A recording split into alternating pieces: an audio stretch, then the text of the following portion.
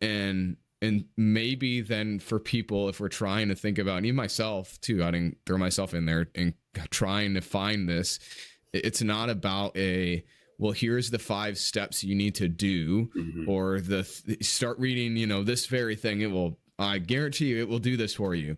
But it's creating the space for delight to slip in, for the Holy Spirit, right, who brings that delight to us, to nudge us.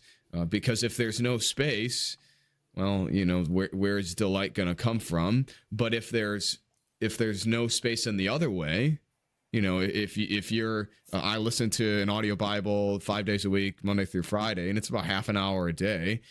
But if I don't allow that to stop, or allow myself to maybe pause it, then I'm not allowing delight the opportunity to slip in either. And that's kind of on the opposite end of the spectrum from doing nothing to maybe doing a lot. So do you think that that's a good, a helpful frame for people? I mean, would you say even in your life you've experienced it, not that it's haphazard, but that it's not an experience you can force or create? Do you see what I'm saying? You can't, exactly. You can't force it. You can't structure it and say, okay, 5 steps, I've got this down. God will shape it according to who you are and how you're shaped yourself. And you need to find that. I mean, what did I say earlier? I read the Lutheran prayer book for a year. I did 1,000 years of prayers, and they were all good and they enriched me, but still it wasn't doing anything.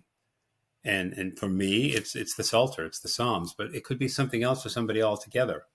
But I think the key piece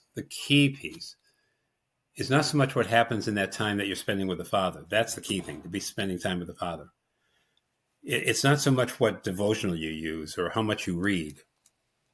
It's what abides with you and dwells with you when you leave that moment.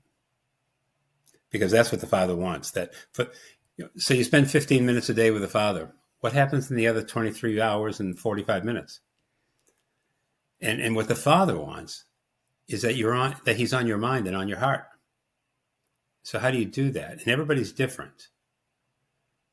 But that's what you've got to find.